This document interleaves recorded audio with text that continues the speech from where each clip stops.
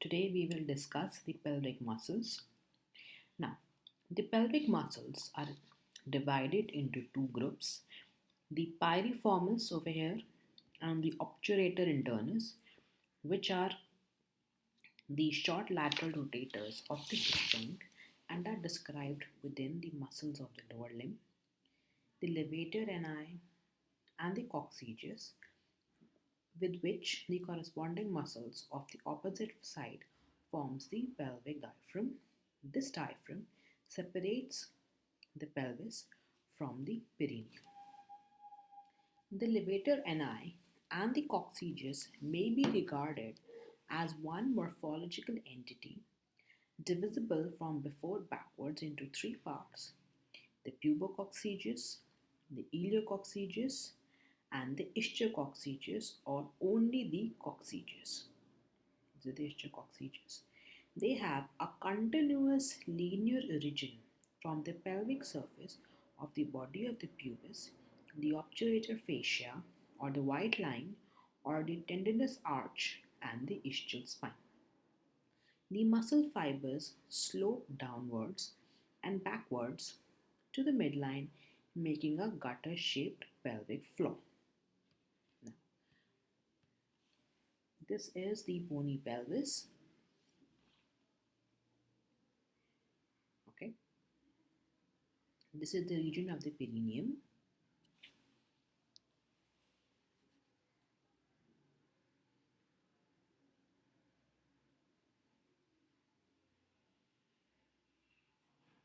Right, you all know the region of the perineum from the coccyx to the pubis symphysis and to the ischial tuberosities on either sides. Now, can you see the gutter shaped pelvic diaphragm? Right, this is the levator ani and the ischiococcygeus, or only the coccygeus, separating the pelvic cavity from the perineum here. Right, so we'll study about the parts further on. Now, first, coming to the important muscle, that is the levator ani. This muscle is divisible into three parts from the pubis: pubococcygeus. This is the pubococcygeus part. Then we have the iliococcygeus, and then we have the ischiococcygeus, or only the coccygeus. Firstly, let's talk about the pubococcygeus. The anterior fibers of this part arise from the middle part of the pelvic surface of the body of the pubis. In the male, these fibers closely surround the prostate gland to constitute the levator prostatae, but in the female, these fibers surround the vagina and form the sphincter uretrovaginalis. In both the cases, the anterior fibers are inserted onto the perineal body. The middle fibers constitute the puborectalis. Mind you, these are also the fibers of the pubococcygeus arising from the lateral part of the pelvic surface of the body of the pubis. They partly form a loop or sling around the anorectal junction and partly continuous with the longitudinal muscle coat of the rectum. In females, the anterior portion of the puborectalis is thinner and is shorter. The posterior fibers of the pubococcygeus arise from the anterior half of the white line of the obturator fascia and get attached to the anococcygeal ligament and to the tip of the coccyx. Now, if you see the iliococcygeus over here, so the second muscle of the levator ani, the fibers of this part are arising from the posterior half. So you can see this is the white line of the obturator fascia. The posterior half is giving origin to the iliococcygeus, and the pelvic surface of the ischial spine. Mind you, this name iliococcygeus is a misnomer. It is arising from the pelvic surface of the ischial spine. Both of these parts are inserted into the anococcygeal ligament and to the sides on the last two pieces of the coccyx. Now, coming to the ischiococcygeus, This is representing the posterior part of the pelvic diaphragm. It is triangular in shape. You can see it's triangular in shape, partly muscular and partly tendinous. The fibers are arising from the pelvic surface of the ischial spine, the sacrospinous ligament, right? The fibers from the pelvic surface of the ischial spine and the sacrospinous ligament get inserted onto the side of the coccyx and into the fifth sacral vertebra. Now, nerve supply. The levator ani, that is, all these muscles together is called the levator ani except coccygeus. They are supplied by branch from the fourth sacral nerve, a branch from the inferior rectal nerve, while the coccygeus is supplied by a branch derived from fourth and fifth sacral nerves. Now, what is the action of levator ani and coccygeus? Can you see this is the pubercoccygeus, iliococcygeus, or the ischiococcygeus, right? Now, the levator ani and the coccygeus close the posterior part of the pelvic outlet, right?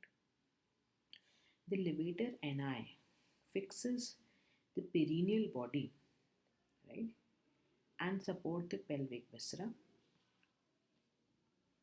Then, during coughing, sneezing, lifting, or other muscular effort, the levator ani and the coccygeus counteract or resist the increased intra-abdominal pressure and help to maintain the continence of the bladder and the rectum.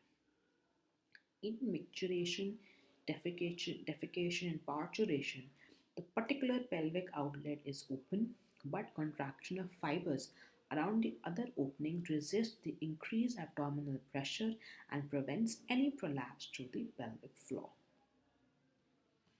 Now, the increase in intra-abdominal pressure is momentary in coughing and sneezing, and it is more prolonged in yawning, micturition, defecation, and lifting weights. It is most prolonged and intense in second stage of labor. The sling formed by the puborectalis muscle pulls the anorectal junction forward, thus prevent the untimely descent of feces. The coccygeus pulls forward and supports the coccyx after it has been pressed backwards during defecation, parturition, or childbirth. Right. So relations of the levator ani muscle, as you can see over here, the superior or the pelvic surface is covered by the pelvic fascia, which is separating it from the bladder, the prostate, the rectum, and the peritoneum. The inferior or the perineal surface is covered with the anal fascia and forms the medial boundary of the ischioanal fossa. Right? This is the anal fascia over here. Can you see this is the levator ani muscle with the superior fascia of pelvic diaphragm? Okay. Then this is the inferior fascia of the pelvic diaphragm, right? So you can see it is sloping downwards, right? And this is forming the perianal and the anal fascia over here, right? The anterior borders of the two muscles are separated. Can you see they are separated by a triangular space for the passage of the urethra and the vagina, right? The posterior border is free and lies against the anterior margin of the coccyx. The morphology of the pelvic diaphragm in lower mammals, both the pubococcygeus and the iliococcygeus, here pubococcygeus and the iliococcygeus are inserted only into the coccygeal vertebrae and are responsible for the movement of the tail. With the disappearance of the tail during evolution, the muscles have been modified to form the pelvic diaphragm, which is supporting the viscera. Such a support became necessary with the adoption of erect posture of man. In lower mammals, the levator ani arises from the pelvic brim. In man, this origin has shifted down to the side of the wall of the pelvis due to attainment of the erect posture of human and because of gravity. The coccygeus muscle corresponds exactly with the sacrospinous ligament, which is a degenerated part of the epineurosis of this muscle, and they are inversely proportional in their development. Clinical anatomy. The muscles of the pelvic floor may be injured during parturition if the perineal body is torn and has not been repaired satisfactorily.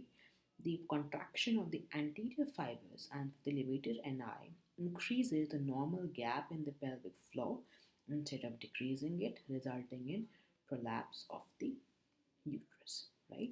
So that's all about the pelvic diaphragm. Thank you.